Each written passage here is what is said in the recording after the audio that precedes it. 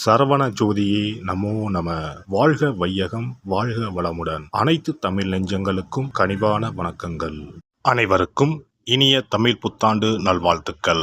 ஒவ்வொரு ஆண்டும் புத்தாண்டு பிறக்கும் சமயத்தில் எல்லோருமே எதிர்பார்ப்பது இந்த ஆண்டிலாவது நல்லவை நடக்குமா என்பதையெல்லாம் தெரிந்து கொள்ளத்தான். அதற்கு முக்கியமான காரணம் கடந்த ஆண்டில் சந்தித்த பிரச்சனைகள் தீரணும், புத்தாண்டில் புது வசந்த வாழ்க்கை பிறக்கணும் என்ற எண்ணம்தான். ஒவ்வொரு வருடமும் பிறக்கும் சமயத்தில் உள்ள கிரக நிலைகள், அந்த வருடத்தில் ஏற்படக்கூடிய கிரக மாற்றங்கள், இதையெல்லாம் கணக்கிட்டு ஒவ்வொரு ராசிக்கும் என்ன மாதிரியான பலாபலன்கள் ஏற்படும் என்பதை கணிக்க முடியும்.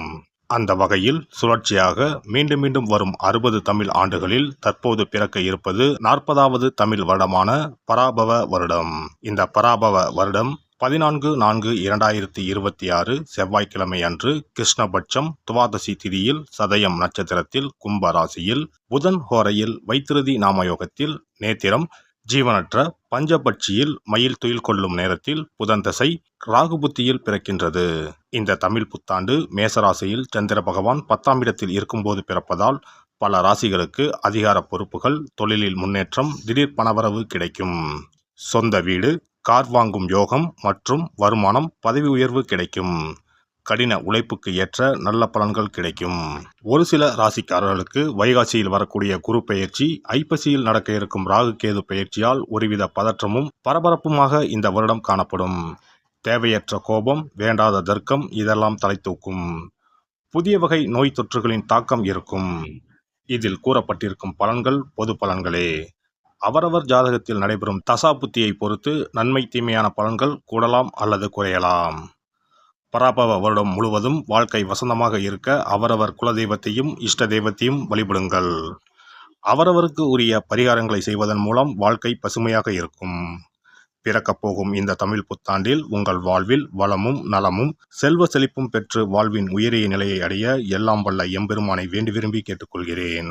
ரிஷபராசி அன்பர்களே, பராபவ வருடத்தின் தொடக்கத்தில் அமையக்கூடிய முக்கியமான கிரகநிலை அமைப்பு உங்களுக்கு சாதகமாகவே இருக்கும்.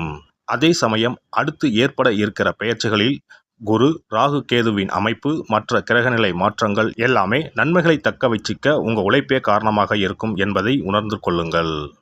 பணியிடத்தில் உங்கள் திறமைக்கு ஏற்ப உயர்வுகள் வரத் தொடங்கும். சிலருக்கு பல கால கனவுகள் நனவாகும். அதே சமயத்தில் பொறுப்பு சுமையும் உயரலாம். அதை புலம்பாமல் ஏற்றுக்கொள்ளுங்கள். வேலைகளை பொறுப்புணர்ந்து செய்கிறது அவசியம். உடன் இருப்போர் குறைகளை பெரிதுபடுத்த வேண்டாம். கனவிலும் பிறரை குறை சொல்வதை தவிர்க்கணும். குடும்பத்தில் குதூகலம் நிறையும். சுபகாரிய தடைகள் நீங்கும். வாரிசுகளுடன் மனம் விட்டு பேசுவது நல்லது. விலகியிருந்த உறவும் நட்பும் திரும்ப வந்து சேரும். வாழ்க்கை துணை உடல் நலத்தில் அக்கறை அவசியம். வீடு மனை நிலம் சேர்க்கை ஏற்படும். பத்திரங்களை பதிவு செய்யும் போது கவனமாக படித்து பாருங்கள். குடும்ப ரகசியம் எதையும் பொது இடத்தில் பேசுறது கூடாது. விலை உயர்ந்த பொருட்களை பத்திரமாக வைத்துக் கொள்ளவும். செய்யும் தொழிலில் செழிப்பு ஏற்படும். எந்த சமயத்திலும் சட்டத்திற்கு புறம்பான வேலைகளை செய்ய வேண்டாம். அயல்நாட்டு வணிகத்தில் மாற்றம் செய்வது ஏற்றம் தரும். ஒப்பந்தங்களை கவனமாக படித்து பாருங்கள். அரசு துறையினருக்கும் அரசியல் சார்ந்தவர்களுக்கும் ஆதரவும் ஆதாயமும் அதிகரிக்கும். மேலிடத்திற்கு எதிரான வார்த்தைகளை கனவில் கூட பேசக்கூடாது. கலை படைப்பு துறையினருக்கு வாய்ப்புகள் வாசல் தேடி வரும். படைப்பு சார்ந்த ரகசியங்கள் பரம ரகசியமாக இருக்கிறது நல்லது. மாணவர்கள் சோம்பல் தவிர்த்தா வெற்றி கனியை சுலபமாக பதிக்கலாம். உயர்கல்வி முயற்சிகளில் ஆசிரியர்கள் வழிகாட்டல் அவசியம். பெண்களுக்கு சீரான நன்மைகள் கிட்டக்கூடிய காலகட்டம் இதுவாகும். அதே சமயம் வாழ்க்கை துணையுடன் தர்க்கம் தவிர்க்க வேண்டும். வயதில் முதிய பெண்கள் வழுக்கலான இடங்களில் கவனமாக இருக்க வேண்டும். இளம் வயதினர் சுபகாரிய பேச்சுக்களில் பெற்றோர் பெரியருடன் மனம் விட்டு பேசுங்கள். பணி சார்ந்த பயணங்கள் அதிகரிக்கும். வாகன பயணத்தில் வேகமும் வித்தையும் விபத்துக்கு வித்திடலாம். தினமும் சிறிது நேரமாவது உடற்பயிற்சி செய்யுங்கள். கோபத்தினை தவிருங்கள். இரத்த அழுத்த மாற்றம், பரம்பரை நோய் உபாதைகள், ஒற்றை தலைவலி, சுவாச பிரச்சனைகளை உடனே கவனியுங்கள். ஒருமுறை ஸ்ரீரங்கம் சென்று பெருமாள், தாயார், கொடிமர கருடனை வணங்குங்கள். வெள்ளிக்கிழமைகளில் பக்கத்து கோவிலில் உள்ள மகாலட்சுமியை ஆராதனை செய்யுங்கள். உங்கள் வாழ்க்கையில் மகிழ்ச்சி நிறையும். தமிழ் புத்தாண்டு சித்திரை முதல் நாளில் ராசிக்கு உரிய தெய்வங்களை வழிபடுவது நற்பலன்களை தரும். சென்னை குன்றத்தூர் முருகன், மதுரை மீனாட்சி அம்மன், திருப்பதி பெருமாள் மற்றும் பழனி முருகன் போன்ற பிரசித்தி பெற்ற கோயில்களுக்கு சென்று சிறப்பு அபிஷேக அலங்கார வழிபாடுகளில் கலந்து கொண்டு புத்தாண்டு சிறக்க வழிபடலாம். ராசி வாரியாக வழிபட வேண்டிய தெய்வங்கள். மேசராசி முருகன் விநாயகர். ரிஷபராசி லட்சுமி பெருமாள். மிதுன ராசி மீனாட்சி அம்மன் பெருமாள். கடகராசி அம்பாள் சிவன். சிம்ம ராசி சூரியனார் சிவபெருமான். கன்னி ராசி மகாலட்சுமி பெருமாள். துலாம் ராசி மகாலட்சுமி திருப்பதி பெருமாள். விருச்சிக ராசி பழனி முருகன். தனுசு ராசி தட்சிணாமூர்த்தி. மகர ராசி சனி பகவான் ஐயப்பன். கும்பராசி சனி பகவான் சிவபெருமான். மீனராசி குரு பகவான் பெருமாள். சிறப்பு வழிபாடு தலங்கள் மதுரை மீனாட்சி அம்மன் திருக்கோவில், பழனி தண்டாயுதபாணி திருக்கோவில், திருவண்ணாமலை அண்ணாமலையார் திருக்கோவில், ஸ்ரீரங்கம் ரங்கநாதர் திருக்கோவில்.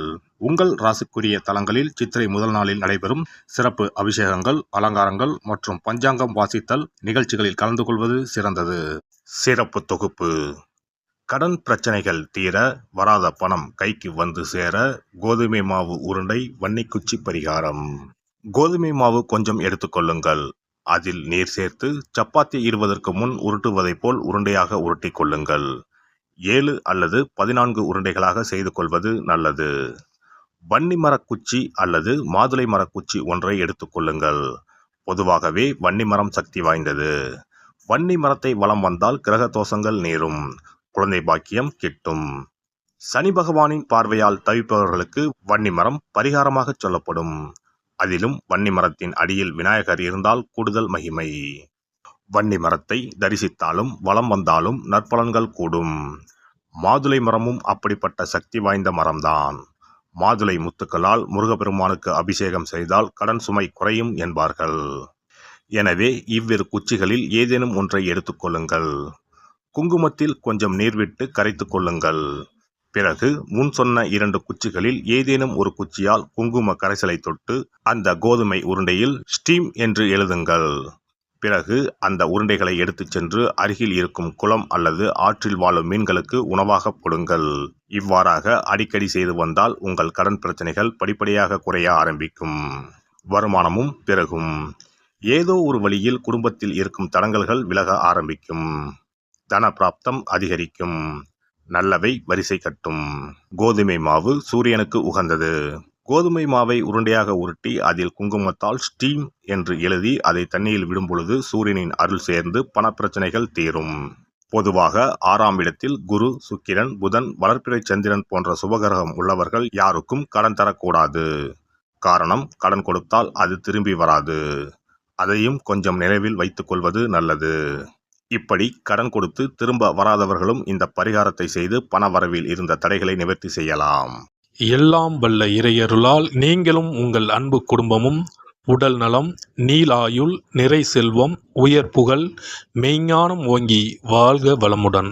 இந்த வீடியோ பதிவு உங்களுக்கு பிடித்திருந்தால் லைக் பண்ணுங்க, கமெண்ட் பண்ணுங்க, ஷேர் பண்ணுங்க. மறக்காம சப்ஸ்கிரைப் பண்ணுங்க. பக்கத்துல இருக்கிற பெல் பட்டனை கிளிக் பண்ணுங்க. நன்றி, வணக்கம். ஓம் நமச்சிவாய. சிவாய நம.